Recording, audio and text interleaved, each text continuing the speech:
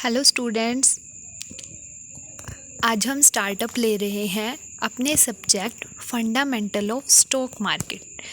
आज हम इसके बारे में कोई चैप्टर डिस्कस नहीं करेंगे। आज हम सिर्फ इसकी इंट्रोडक्शन के बारे में पढ़ेंगे, इसके सिलेबस के बारे में डिस्कस करेंगे। ठीक है, जो हमारा fundamental of stock market subject है वो हमारा सेमेस्टर 5 का सब्जेक्ट है। ठीक है, जो आप सबने सुना होगा स्टॉक मार्केट।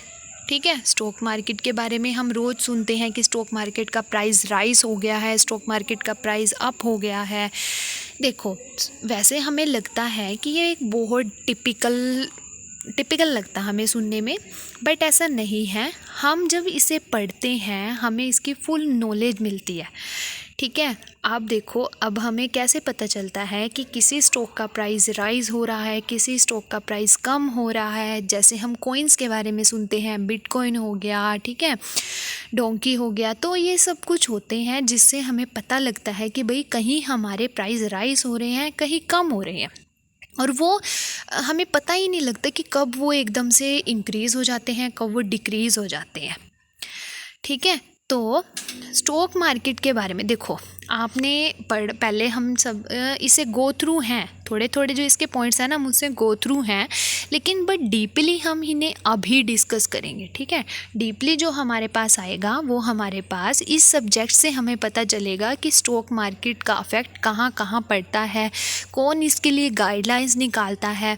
जैसे हमने देखा है कि मार्केट्स भी दो तरीके की होती हैं, वो सब हम इसमें देखेंगे। प्राइमरी मार्केट होती है, सेकेंडरी मार्केट होती है।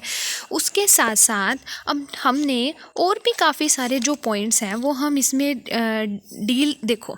उसके बाद अब इसमें डील कैसे होता है हम देखते हैं कि भाई इसमें डीलिंग कैसे होगी, तो इसमें हमारे डीलिंग के भी पॉइंट्स आएंगे कि इसमें ट्रेडिंग कैसे होती है। ठीक है, सेबी फिर उसके बाद कोई ना कोई इसमें गाइडलाइंस भी प्रोवाइड करता है, तो सेबी अपनी गाइडलाइंस प्रोवाइड करती है।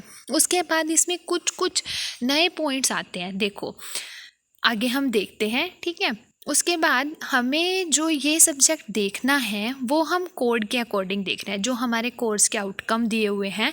देखो कोर्स के आउटकम में इसमें हमारा सिलेबस ही दिया हुआ है। ठीक है, हम पहले सिक्योरिटी मार्केट को देखते हैं, जैसे मैंने अभी बताया है, प्राइमरी और सेकेंडरी मार्केट देखते हैं। उसके बाद हमें स्टॉक एक्सचेंज का पता चलता है, उसकी ट्रेडिंग कैसे करते हैं, उसमें जो नेट बेस्ड ट्रेडिंग होती है वो कैसे होगी।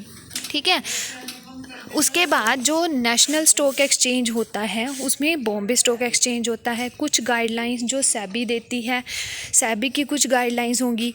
NSDL आता है, नेशनल सिक्योरिटी डिपॉजिटरी लिमिटेड। ठीक है, उसके बाद कुछ और भी काफ़ी सारे पॉइंट्स हैं इसमें, जैसे फ्यूचर ऑप्शंस। ठीक है, उसके बाद ADR अमेरिकन डिपॉजिटरी राइट्स होते हैं, जो GDR ग्लोबल डिपॉजिटरी राइट्स होते हैं। ये सारे हमारे अलग अलग राइट्स हैं जो कि हमें ये अपना ये पूरा सब्जेक्ट पढ़ने के बाद हम इसे ईजिली समझ पाएंगे। ठीक है, देखने में थोड़ा सा लगता है कि थोड़ा सा अलग है सब्जेक्ट, ठीक है, बट जितना अलग है उतना ही अच्छा सब्जेक्ट भी है, बहुत इंटरेस्टिंग सब्जेक्ट है। ठीक है, तो इसकी जो हमें बुक फॉलो करनी है वो हमारी बुक कौन सी है, VK पब्लिकेशन की बुक है हमारी, फंडामेंटल ऑफ स्टॉक मार्केट। आलोक गोयल की है, मृदुला गोयल।